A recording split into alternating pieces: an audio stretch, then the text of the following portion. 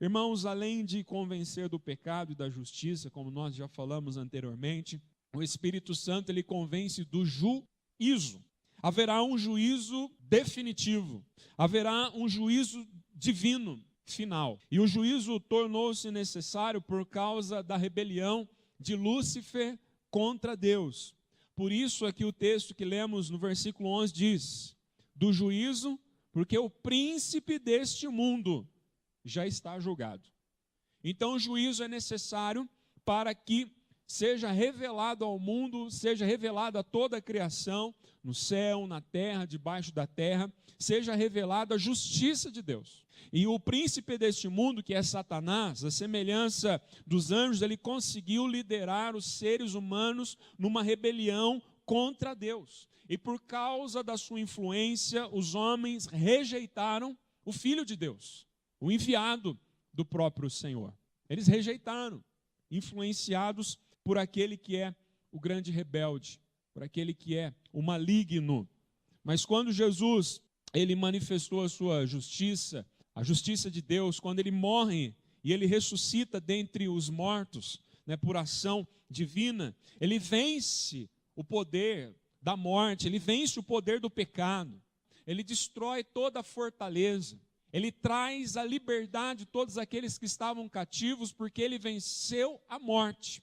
Jesus, ao morrer e ressuscitar, ele foi vitorioso, ele é vitorioso. O apóstolo Paulo, 1 Coríntios capítulo 15, versículo 54, ele diz que tragada foi a morte pela vitória, repetindo Isaías capítulo 25, no versículo 8, ele repete, o apóstolo Paulo repete essas palavras do profeta. E que vitória é essa? Qual foi essa vitória que venceu a morte?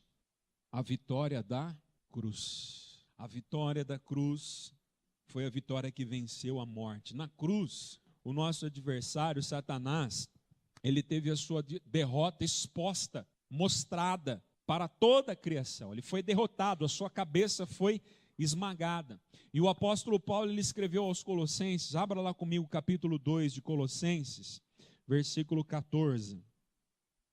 Diz assim o texto, tendo cancelado o escrito de dívida que era contra nós e que constava de ordenanças, o qual nos era prejudicial, removeu-o inteiramente, encravando-o na cruz, versículo 15, e despojando os principados e as potestades, publicamente os expôs ao desprezo, triunfando deles na cruz. Então a vitória que venceu a morte, que venceu o pecado. Então Jesus na cruz, Jesus sendo o sacrifício vivo, Jesus se entregando para morrer no nosso lugar, ele foi fiel, e fiel até a morte, morte de cruz. Ele venceu e nós com ele também vencemos. Nós fomos gerados em Cristo Jesus, amém? Em Cristo tudo que há existe, veio a existir por causa dele.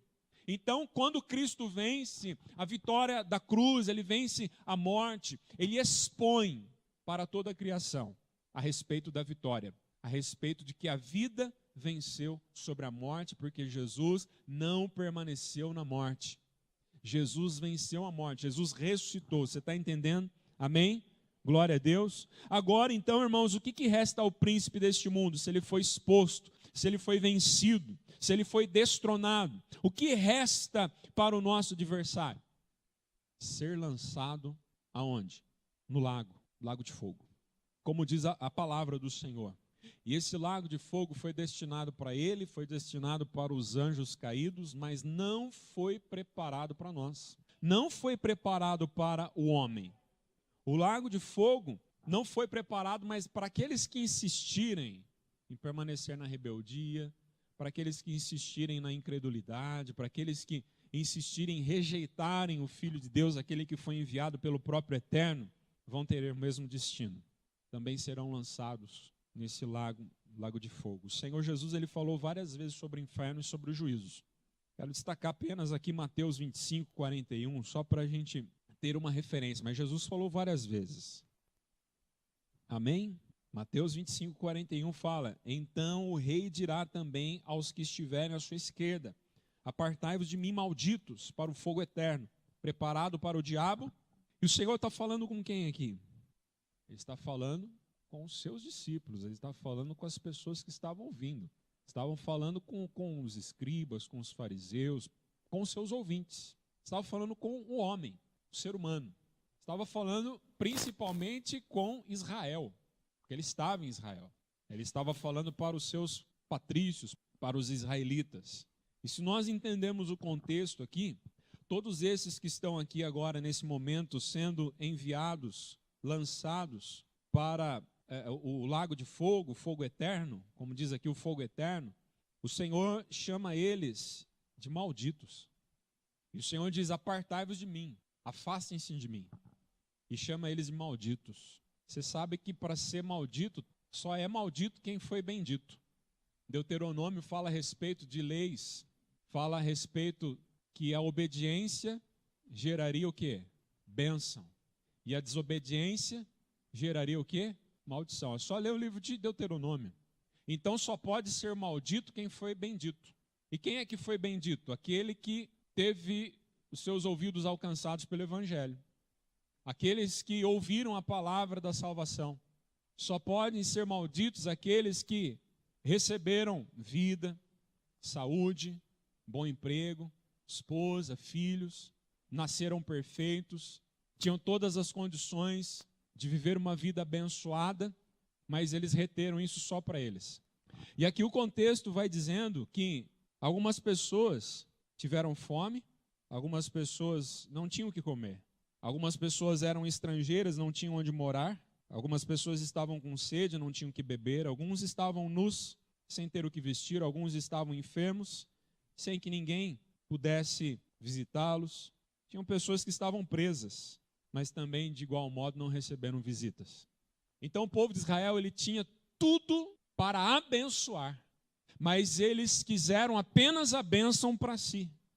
Então, quando alguém tinha fome, eles olhavam dizendo: bom, se eu der para eles, eu vou ficar sem. Então você vai passar fome e eu vou ter comida. Isso é maldição, porque eles tinham para dar, mas não deram. A bênção que eles haviam recebido se tornou na vida deles maldição, porque eles não repartiram. E o destino deles foi o fogo eterno. Por quê? Porque Satanás queria para si a glória. Lúcifer, ele levava a glória para Deus, ele regia os anjos na adoração a Deus. Ele era uma ponte, mas ele resolveu reter para si, não compartilhar. E ele se tornou rebelde, independente de Deus. O princípio do inferno é o egoísmo. Repita assim comigo: o princípio do inferno é o egoísmo. Mas pastor, eu não tenho, pastor, eu só tenho um pouquinho que dê para mim, para minha família. Não foi essa a conversa da viúva lá com o profeta? Olha, eu só tenho mais um pouquinho de farinha, eu só tenho mais um pouquinho de azeite, mas eu vou fazer o pão e vou dar primeiro lugar para o Senhor. Quem é que faria isso, irmão? Quem é que faria hoje, século 21, na nossa realidade, quem que faria isso? Qual é a mãe viúva que tinha o último bocado de comida para ela e para o filho, e chegava um marmanjão barbudo e dizendo: o que você tem, o último é meu. Sou servo de Deus e eu quero que você me dê. Quem que faria isso? Só pode fazer isso, irmão, quem confia em Deus. Só pode fazer isso quem... O Espírito, eu creio que comunicou para aquela mulher isso e ela pegou e entregou. Então, a bênção na vida dela foi bênção na vida do homem de Deus. E por isso multiplicou, e multiplicou, e multiplicou, e multiplicou. E Jesus, quando nós ouvimos falar muitas das vezes hoje de Jesus, eu ouço muito essa frase, creio que você já ouviu também: se Jesus voltasse hoje, os homens crucificariam ele de novo. Você já ouviu essa frase? Eu entendo aqui duas coisas nessa frase aqui. Primeiro, os homens, pela sua rebeldia, pela sua malignidade, o seu coração cada vez mais perverso, bem que eles tentariam. Outro aspecto que eu vejo nessa frase também, meu irmão, é que quando Jesus voltar, ele vai voltar e ele vem para estabelecer o juízo definitivo. Se Jesus voltar, e ele vai voltar, ele não será crucificado de novo. Mesmo que os homens tentassem fazer isso. Mas ele vem como Senhor, ele vem como Rei. Ele vem com toda a autoridade para começar o estabelecimento do juízo divino e definitivo. O inimigo sabia que Jesus era o Filho de Deus, ele sabia disso e por isso ele planeja matá-lo. imaginando que se ele matasse a Jesus, com a morte de Jesus, ele venceria. Mas foi exatamente o contrário. Foi exatamente o contrário que aconteceu. Quando Jesus voltar, a frase aqui que nós falamos, é o trecho dela, significa que ele não está aqui. Amém? Jesus não está aqui. Ele disse isso. Mas ele disse que ia embora, mas que ele não nos deixaria órfãos. Mas que ele enviaria um consolador. Consolador para nos lembrar de todas as palavras que ele disse. Para que nós continuemos firme na convicção e na esperança. Para que a gente guarde aquilo que a gente tem, para que ninguém roube. Para que a gente persevere na fé que ele mesmo colocou em nós. Ele mesmo nos deu. Jesus não está mais aqui. Quem está aqui é o Consolador Espírito Santo. Lá em João capítulo 16, versículo 10, fala, porque eu vou para o Pai e não me vereis mais. Quem está aqui é a pessoa do Espírito Santo. O fato de Jesus, irmãos, não estar mais aqui na terra, torna o homem ainda mais culpado. Porque ele veio, e o que fizeram com ele? O que fizeram com Jesus? Rejeitaram, bateram, cuspiram, odiaram, mentiram, deram falso testemunho, julgaram com injustiça completa, até que ele foi crucificado e morto. Se nós abrimos Isaías capítulo 53, Isaías 53, no versículo 8, diz que por juízo opressor ele foi arrebatado. E de sua linhagem, quem dela cogitou? Porquanto foi o quê? Cortado da terra dos viventes, por causa da transgressão do meu povo, foi ele ferido. Se nós continuarmos a linha de raciocínio aqui de Isaías no capítulo 53, no versículo 2 ele compara a Jesus como renovo, como um broto, ou como uma raiz de uma terra seca. Você consegue imaginar uma raiz numa terra seca? Num deserto? Raiz numa terra seca é milagre. Raiz numa terra seca é obra de Deus. É uma esperança onde tudo estava seco, onde tudo estava acabado, deserto. Aí nasce uma raiz. Que isso, uma raiz no deserto? O que será isso? É Deus. Mas o que o povo faz? Versículo 8. Corta. Então os homens sabiam que Jesus era o milagre de Deus, que Jesus era enviado de Deus. Mesmo que talvez não entendessem ele como filho de Deus, ele como próprio Deus, muitos diziam que ele era profeta. Raiz de uma terra seca, milagre. Então nós precisamos nos aproximar disso para ver o que é isso, nós precisamos nos submeter a isso. Mas o que eles fizeram no versículo 8? Cortaram. Você sabe quando você corta uma raiz, você está prejudicando a árvore. Você está querendo acabar com a árvore. A raiz é a sustentação, a raiz é de onde a planta se alimenta. Você já tentou arrancar uma raiz? Quão difícil que é? Já tentaram tirar uma árvore? Jesus foi cortado. Escute, Jesus, ele foi cortado com 33 anos de idade. Rejeitaram, não quiseram ele aqui, por causa do pecado. Rejeitaram a Jesus. Mas tudo isso estava no plano de redenção de Deus. Tudo isso estava no plano do Senhor. Mas isso torna o homem ainda mais culpado por ver a raiz, por ver o milagre e rejeitar. E mais do que rejeitar, cortar. Então todos nós estávamos inseridos nessa rebelião. Todos nós. Então quando Satanás ele diz, olha, agora consegui. Eu fiz com que eles, eu inspirei, eu instiguei, eu influenciei para que eles cortassem a esperança. E eles cortaram, mataram o Filho de Deus, vencemos. Mas é aí que foi a vitória. Porque a morte foi tragada pela vitória. Porque, irmão, a comparação que o profeta Isaías ele faz de raiz, de que foi cortado, mas Jesus não é apenas a raiz de Jessé. Lá em João, no capítulo 12, ele diz que ele é a semente de trigo que caindo no solo, se ficar só, ou melhor, se ela cair e morrer, ela produz muito fruto. Mas se ela cair no solo e ficar sozinho, acaba a esperança. Então, além de ser raiz, Jesus também é a semente. E quando a semente morre, quando a semente ela entra na terra, ela começa a germinar e começa a crescer o fruto e começa a vir muitos frutos. Ei, eu e você hoje nós somos frutos porque ele foi a semente que caiu e morreu. E nós frutificamos, a igreja floresce porque Jesus, ele morreu. Mas ele não permaneceu na morte, ele ressuscitou, louvado seja o nome do Senhor. Então nós éramos culpados pelo fato de Jesus não estar mais na terra. E foi para isso que o Espírito Santo veio, para nos convencer. Convencer do que, irmão? Do pecado, da justiça e do juízo. Vamos ler de novo esse texto. Do pecado por quê? João capítulo 16, vamos correndo para lá. Versículo 9, do pecado porque não creem em mim. Da justiça, porque eu paguei o preço, porque eu fui justo e porque eu volto ao Pai. Eu volto de onde eu vim porque Deus me aceitou. Então a justiça é eu voltar para o Pai, mas vocês não me vereis mais. E versículo 11 do juízo, porque o príncipe deste mundo já está julgado. Então o Espírito Santo, irmão, presta atenção, o Espírito Santo não desceu para endireitar o mundo. O Senhor disse que esse mundo está sendo guardado, entesourado, sabe para quê? Fogo. E fogo é juízo. O Espírito Santo, meu irmão, ele não veio para endireitar o mundo, ele veio para que o mundo seja convencido do pecado.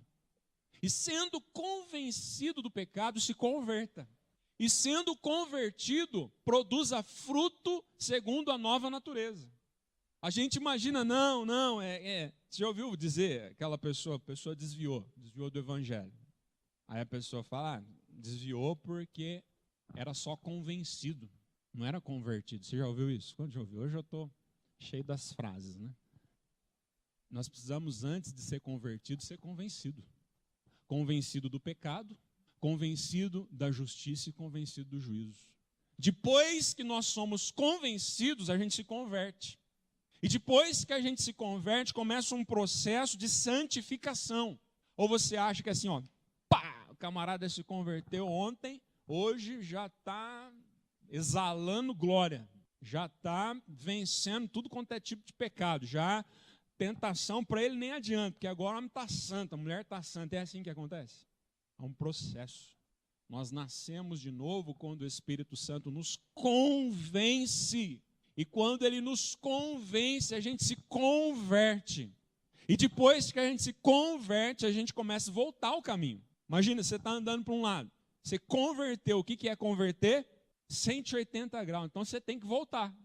Agora Deus não quer que você corrija as coisas erradas que você fez no passado. Pastor, que negócio é esse? O apóstolo Paulo falou isso. Esquecendo-me das coisas que para trás fico, eu avanço para o alvo da soberana vocação. De modo, irmão, que a gente não tenta corrigir o que a gente fez lá atrás, a gente tenta acertar daqui para frente.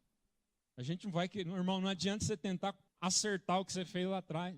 Você vai perder tempo e não vai dar. Você tem que acertar daqui para frente, porque o seu passado foi redimido. Deus não leva em consideração os pecados que foram cometidos na ignorância. Se você fez coisa errada, eu sei que você fez um monte, eu também, passou. Pede perdão e vai para frente. Continue avançando. Porque tem muita gente, irmão, que Satanás fica acusando. Em 1956 você fez isso. Como é que você tem a cara de pau de pregar o evangelho hoje? Sai, Satanás, Jesus pagou o preço, Jesus me perdoou e eu já pedi perdão. Agora o negócio é acertar daqui para frente, amém? Amém ou não amém? Tem gente que está paralisado na vida cristã, não vai para frente porque está olhando para trás. E o diabo está conseguindo prender. Tem que avançar, esquecendo das coisas que para trás ficaram. Fez coisa errada, fez muita coisa, a gente se envergonha. Imagina o apóstolo Paulo, como é que ele ia pregar o evangelho? Perseguia crente, matava crente, perseguia Jesus. Você imagina toda vez que Paulo ia pregar, tentador. O quê? Você? Saulo de Tarso, velho? Você perseguia, agora você está pregando? Que confusão que não ia ficar na mente desse homem. Mas ele olhava para frente, irmão. Ele olhava para frente. Deus me chamou. Amém? Irmão, não importa o quanto você tem errado daqui para trás. O que Deus está esperando é os seus acertos com Ele, daqui para frente, com o Espírito Santo. Esse que te convenceu, Ele vai te ajudar. Amém, amado? Então o Espírito Santo, Ele convence. Louvado seja o nome do Senhor. Então o Espírito Santo não vem endireitar o mundo, mas veio tornar o mundo convicto do pecado, da justiça e do juízo. Veio para consolar aqueles que ouvem, veio para trazer fortalecimento, edificação para aqueles que são de Cristo, para aqueles que Ele habita, que somos nós, a igreja do Senhor. Ele está aqui para nos fortalecer, para nos animar, para que com Ele nós possamos avançar para a glória de Deus. Cristo em nós é a esperança de glória. O Espírito Santo habita em nós. Jesus orou em João capítulo 17 que nós fôssemos um com Ele, assim como Deus e Jesus são um. Amém? Você sabia que você tem o Espírito de Deus em você? O Espírito de Cristo habita em você? Agora eu faço uma pergunta para você. O Espírito, ou melhor, Jesus, ele pecou? Então nós temos o Espírito daquele que é santo. Nós somos um com Ele. Se eu sou um com Jesus e Jesus não peca, o que vai acontecer comigo? Espera aí, pastor, mas que negócio é esse? Ainda hoje, pastor, hoje é tarde, foi à tarde, lá por volta umas 4h10, eu dei uma pecada lá, pastor. Que negócio é esse? A gente só peca porque não foi convencido. Quando a gente é convencido, irmão, você acha que o apóstolo Paulo vivia pecando? Você acha que o apóstolo Pedro, depois que ele foi cheio do Espírito Santo, ele pregou para a multidão, você acha que ele vivia pecando? Você acha que Estevão vivia pecando? Você acha que Tiago vivia pecando? Você acha que Timóteo vivia pecando? Sim ou não? Por quê? Porque eles acreditaram que o Espírito Santo habitava neles. E eles pararam de tentar vencer o pecado na força deles. Tentar vencer o pecado na sua força é pecado. Tudo que é originado fora de Deus é pecado. Tudo que não provém da fé é pecado. Então a gente tentar vencer alguma coisa na nossa força é pecado. É por isso que a gente peca. Porque a gente está lutando com a nossa força. A gente está tentando ser bonzinho. A gente está tentando fazer isso. E a gente não consegue. Porque a gente ainda não está dependendo do Espírito Santo. Porque, na verdade, irmãos, a gente nem fala com o Espírito Santo. Quantos já conversaram com o Espírito Santo hoje? A Bíblia diz que o Espírito Santo, ele dá para nós fruto. Fruto do Espírito. Fruto de quem? E Gálatas fala em relação a outro fruto. Fruto da carne. A gente tenta vencer com o fruto da carne. A gente tenta agradar a Deus com o fruto da carne. A carne tem que fazer o quê? Olha para o seu irmão, pergunta para o seu irmão, fala, irmão, a carne tem, o que tem que acontecer com a carne? O que tem que acontecer com a carne, irmão? Hein, irmão, o que tem que acontecer com a carne? Tem que morrer, tem que ir para a cruz. É com a carne crucificada que a gente tem vitória. Enquanto a gente tentar vencer o pecado na nossa força, a gente só vai ser derrotado. E tem muitos ainda que imaginam que venceram. O diabo engana ele acha que venceu. Jejuei, orei, busquei, dobrei o joelho, venci. Eu fiz, eu venci. Aí o diabo só está vendo de longe a queda. Aí na hora que cai, se estatela e olha para o alto e fala, o que é isso? Eu fiz tudo que o senhor falou que era para fazer. No teu nome eu fiz isso, no teu nome eu fiz aquilo, e eu caí, que negócio é esse? Você caiu porque estava confiando na carne. O Espírito Santo vem convencer a gente, irmão, que não tem esperança fora de Jesus. Enquanto o mundo esperar fora de Jesus uma melhora, não há. Ele não veio endireitar o mundo, ele veio alertar e convencer. Volte da rebelião, porque vem o reino e ele vai julgar. Voltem. Há tempo. Voltem. Se arrependam. Não foi essa a palavra de Pedro para os 3.000? Que faremos, irmãos? Vamos ver esse texto. Atos, versículo 37 do capítulo 2. Atos 2, 37. Ouvindo eles estas coisas. Que coisas? Vocês crucificaram Jesus. Vocês cortaram a raiz. Vocês expulsaram, rejeitaram. Vocês abandonaram, vocês não quiseram. Vocês preferiram permanecer na rebelião. Depois que ele prega, essa é a mensagem, irmão. Essa foi a mensagem. Não foi a mensagem, vem para Jesus, ele vai acabar com as suas contas. Vem para Jesus, ele vai curar. Vem para Jesus, ele vai trazer o marido que foi embora. Não foi essa a mensagem. A mensagem foi, vocês pecaram, vocês crucificaram, vocês cortaram a raiz, vocês cortaram a esperança. Essa foi a palavra. E houve um desespero no coração daqueles homens, como diz a Bíblia. E eles perguntaram para Pedro e os demais apóstolos, o que nós faremos? Eles foram convencidos nesse momento aqui do quê? Foram convencidos do pecado. Então aqui começou o processo. E aí olha só a resposta de Pedro para ele. Arrependei-vos e cada um de vós seja batizado em nome de Jesus para a remissão dos vossos pecados. Acaba, né? Acabou aqui. Acabou aqui. Vocês vão se arrepender e vocês vão ser perdoados do pecado de vocês. Acabou? Jesus não veio só para perdoar pecado, porque aí o nosso problema ia ficar resolvido, mas e o de Deus? Você imagina, meu irmão, se Jesus perdoa, né? Vem para Jesus, se você pecar, ele vai te perdoar. Você peca amanhã, ele te perdoa, porque ele já pagou o preço, tudo já está pago. Não é isso que a gente ouve por aí? Não pode pecar, Jesus, vem para Jesus, o importante é você estar com Jesus. O importante é estar com Jesus. Jesus é legalzão, Jesus vai te recebendo, aí fica tranquilo. Você imagina que isso seria o inferno, irmão. Você peca, Jesus vai lá e te perdoa. Aí no outro dia você vai lá, você peca, Jesus vai e te perdoa. Aí no outro dia você peca, Jesus vai. Até quando vai isso?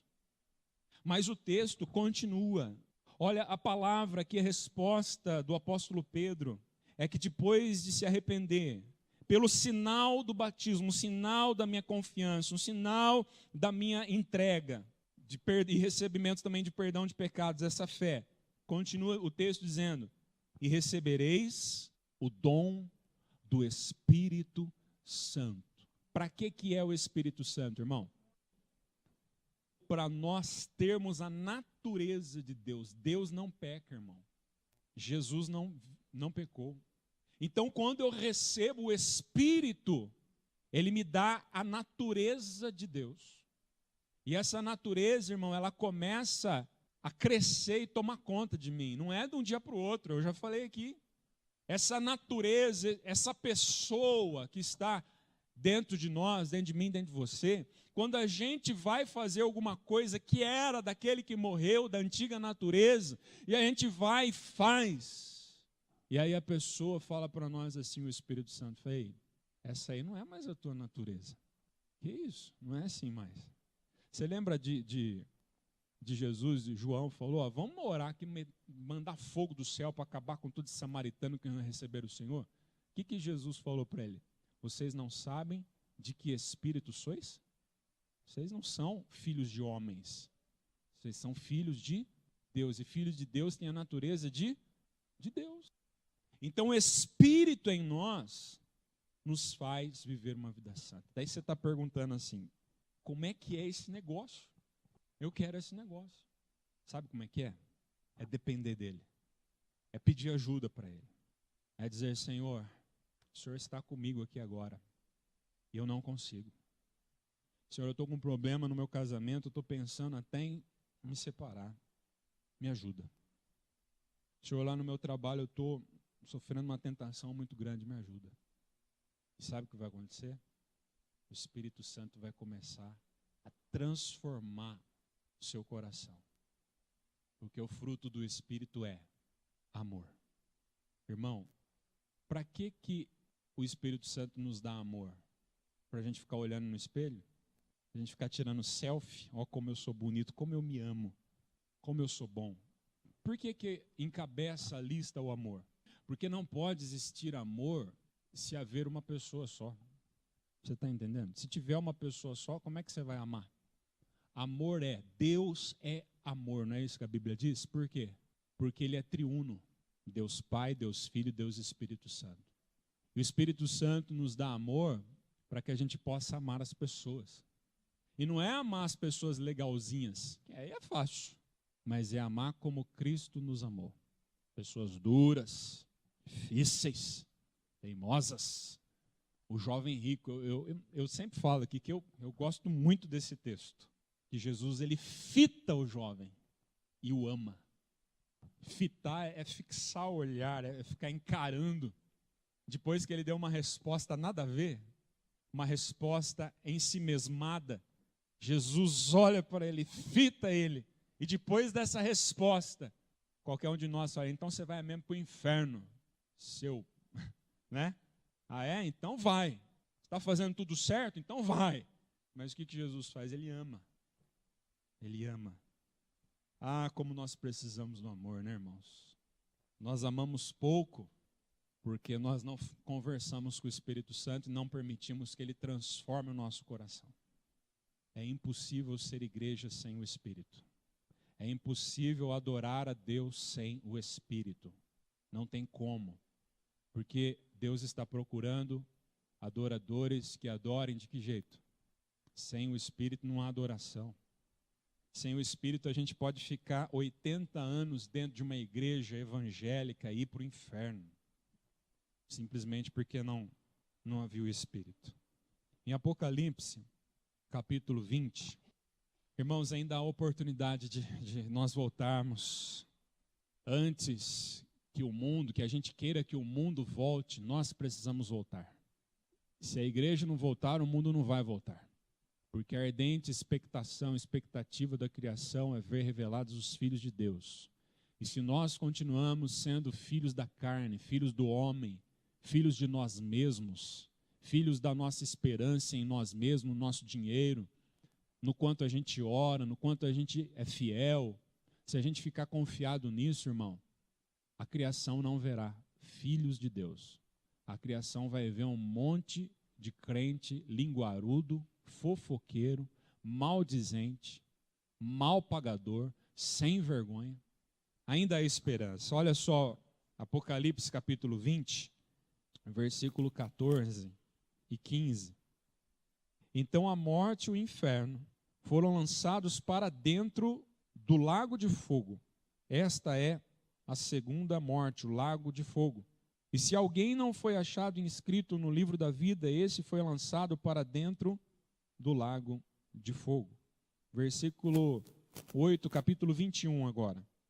Quanto, porém, aos covardes, aos incrédulos, aos abomináveis, aos assassinos, aos impuros, aos feiticeiros, aos idólatras e a todos os mentirosos, a parte que lhes cabe será no lago que arde com fogo e enxofre, a saber, a segunda morte. A lista de Apocalipse 21, versículo 8, começa com qual? Aos covardes. Aquele que sabe que é verdade, mas ele não assume, ele se acovarda, ele tem medo, ele não confia, ele foge da luta. Então esse covarde, para ele está guardado o lago que arde com fogo e enxofre, segunda morte. E o covarde, meu irmão, é incrédulo. O covarde, ele é abominável. O covarde, ele se torna assassino. O covarde é impuro. O covarde é feiticeiro. O covarde é idólatra. E o covarde é mentiroso. Tudo porque ele é covarde. Tudo porque ele rejeita o Espírito de Deus. E se ele rejeita o Espírito de Deus, não tem salvação. Pecado e a injustiça do mundo, irmãos, serão punidos severamente. Deus vai punir o juízo de Deus naquele grande dia, no dia do Senhor. Enquanto isso, meu irmão, hoje, o Espírito Santo que está em nós, que está na igreja, dá testemunho que Jesus já julgou o diabo. Ele já está julgado, o príncipe desse mundo. Então a gente sabe que isso já aconteceu. Nós não estamos esperando o início de um juízo, nós estamos esperando o decreto desse juízo. Porque o príncipe deste mundo já está julgado. E todos aqueles que incorrerem na mesma sedução deles, no mesmo pecado dele, também será destinado para a perdição eterna. Então Jesus, Deus, ele vai mostrar a sua perfeita justiça e ele continuará convencendo aqueles que são dele. Quem é de Deus vai ser convencido. A Bíblia diz que quando o pastor fala, o que acontece com a ovelha? Quem é o bom pastor? É Jesus. Mas Jesus está aqui? Não, quem está é o Consolador. O Espírito Santo fala as mesmas palavras de Jesus. O Espírito Santo está falando. E quem é ovelha, ouve. E é convencida. E nós não sabemos quem são ovelhas. Quem é ovelha? Quem sabe disso é Deus. Mas o nosso papel é pregar, é falar. E aquele que é ovelha vai ouvir e vai ser convencido do pecado, da justiça e do juízo. João 17, para a gente encerrar.